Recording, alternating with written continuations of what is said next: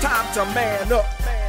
Thanks for keeping the lock. This is the Man Up Sports Show, and we are talking broke people who used to be rich in the prosperity gospel. Not that those things have a whole lot to do with each other always. You can be broke without going to a church that preaches prosperity gospel. You don't have to go to church. Please don't send me hate mail. Don't send me hate mail. So over the break, we were talking about an interesting topic about the sanctuaries that are being built. We're seeing a lot of dome size sanctuaries being built, and we were talking about our feelings toward that. Will, open us up, man. What do you think about churches looking for new buildings? Our church is currently looking for a new space. Yep. What do you think the responsible way is to go about that? I mean, it's hard to really just say exactly because there's a lot of factors that you won't always know. You know what I mean? You just don't always know the details. But however, me personally, if I had to organize a church and choose a building and coordinate the services, I would much rather you make a huge investment on a decent amount of space and host multiple services in that building. Maybe 2 to 3 services on Sunday, a Friday night service, maybe some type of Wednesday night revival or whatever, something Bible study or something. Yeah, have the building being utilized. But I would much rather you accommodate 100,000 members in 3 services versus accommodate 100,000 members in 1 service, because then your building has to be a mega building. And that investment is going to skyrocket. Dome. Yeah, you're going to need something like the Georgia Dome. Yeah. When you can have something like, I don't know, help me out here. I'm trying to think of a small building. So basically we're saying that you want something that won't sit empty because you just have 1 service on Sunday. Correct. Saying is maximize the time you have. I want instead of stretching it and spending all that money on one facility. Correct. I want to see your light bill being a big expense because it's always being used. The water bill being high because the building's always being used. I don't want to see you with this fat mortgage payment on this big building, and it's like, yeah, we use this building on Sunday morning at 8. So do you feel What about multiple locations? You see people who have a north location and a south location. I mean, maybe, I guess, but no, I just don't really see it right now. I'm just thinking, how do you fellowship with people if everybody just ran just all over the place? Yeah. It's like, that's one thing I like about the small churches, because you don't need to know me to praise God with me. However, you have no type of relationship with that person. That's why I love our church. It's smaller. The principles are a little different than some of the other churches. We believe in fellowshipping, being with the people, getting to know the people you serve God with. So therefore, they can call on you. Like if I had a flat tire, I could pick up the phone and call a few people because I'm in relationship with them. I have a friend. Wait, one point, I'll let you go. I got a friend who attends a mega church, and he's about to move, and he called me. We don't even go to the same church. And I'm just thinking like, bruh, I don't think you calling nobody at your church because I don't think you know nobody at your church. I can say that. I will say that. But I think you can know people who you serve with if that is your objective. I think if you get in, and I can say this because I've been this type of way. I selected a church here in Atlanta because it was huge, and because why are you so anonymous with these churches? Okay, so I went to New Birth. Okay, there we go. I went to New Birth for over a year, and I will say this before I move on and tell my story. Hey, what happened with Bishop Eddie Long? You can feel one way about it or another. I personally don't know everything that happened. We'll find out, right? But I'm gonna say this with the word. Not on Sunday. Don't watch what's said on TBN. Go to Bible study on Tuesday night. With the word, the man is a beast. Okay. He's nice with it.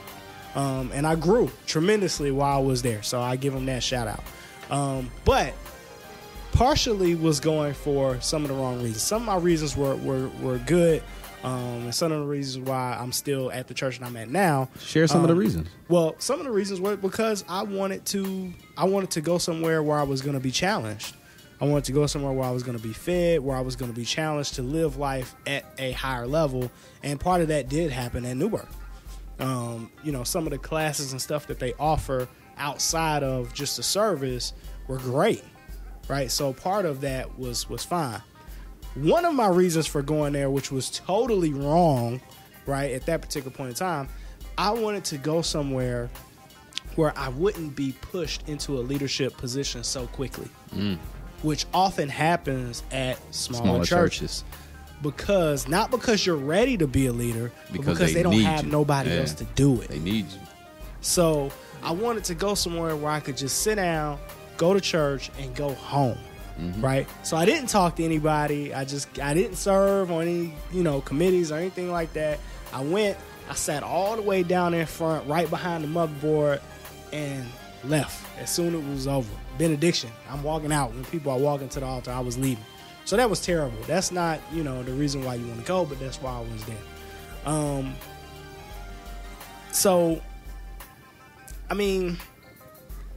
When you select your church, I think sometimes we can have bad motives, but I don't think necessarily people select the church all the time for all the wrong reasons. I think some of their reasons could be good, like mine. Some of them are bad. I personally knew people who I went there with, and I really didn't know many people. I knew more people from the classes that I took than from sitting in church, but I knew some people who went to New Birth because a bunch of fine women went to New Birth. Come on, that's the first thing I heard when I moved here. You got 30,000 members? I know it's some fine women in here. Matter of fact, I'm going to put you on blast. You tell me that. I told you that. I probably did. Hey, you know what? I probably did say that. I probably did. Before you was married, before you knew I was married, you like, all the fine women at New Birth. You told me that. And that actually, you know what? That's when I first moved here. So that's what you hear. Yeah, that's what you hear. So yeah, you gotta have the right motives, but you also gotta be in a place where you're taught. Here's one thing that I want to say about knowing people at your church. This is the first church that I've been to ever in life, small or big, where they do small groups. Small groups are key, crucial, to actually knowing people and walking in relationship with people. And let me tell you why this is important. In my humble opinion, I ain't nobody. But so in prayer, I had been asking God for a while. When I decided, okay, I'm ready to leave New Birth. I knew I selected it for a couple of reasons that were not right, and I was ready to find my church home. Nobody can hold you accountable for the sin in your life when nobody knows who you are. Dude, you could be a New Birth member and not go to church for a year. Wouldn't nobody know. Wouldn't nobody know. Now, you can do this at smaller churches.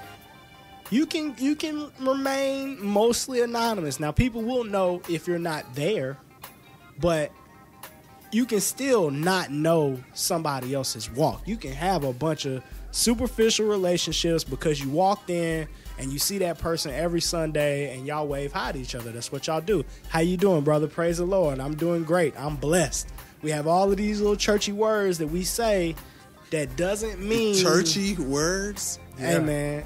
Okay, so Ken, there's not another place... I'm going to pray for you.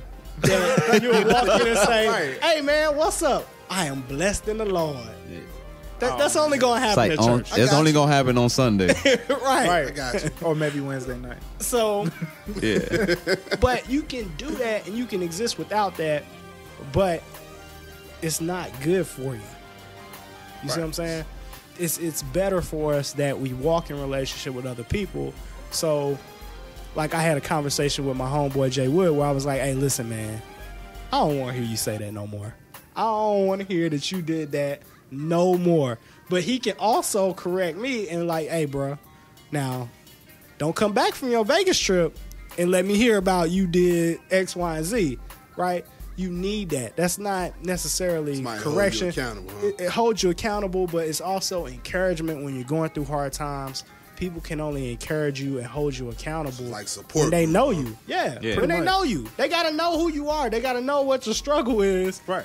you know, when you walk in day in and day out with people, people are able to say, hey, man, you know what? I've been there, you know. In our small group specifically, I mean, now this definitely will remain nameless, but, you know, I lost a child. You know what I mean? I never would have knew that one of my homeboys did too if it wasn't for being in a small group. Yeah, because that's an opportunity for people to open up and you really get to see who they are. Not just hold you accountable. I mean, because there's a lot of things you can hold people accountable for just on the surface. And that doesn't happen on Sunday. It won't happen on Sunday. It won't happen on Sunday. I don't care where you go. You don't have the time. It's too public. You know, it's not an intimate setting. It's a show. You know what I'm saying? Because people dress up on Sunday. They may not necessarily dress up to come to small group. They may just wear their work clothes. Literally and figuratively, they dress up on Sunday. On Sunday. Yeah. A lot of I'm fine. You got 52 costumes a year on Sundays. On Sundays, absolutely.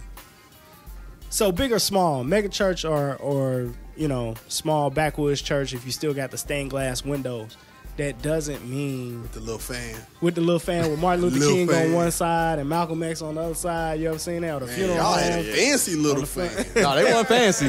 They weren't fancy. Two things because it was a popsicle stick holding it together, and that thing was broke. It sounds fancy because he put those two people on there. Them fans was terrible. Man. They were terrible. Boy. Make you hot it did make you real hot. Hot air, yeah. But yeah, I just wanted people to understand it's not an attack on, you know, big churches, but you can have relationship, not just with God, but with people who you serving with. Walk, encourage each other, be the crutch.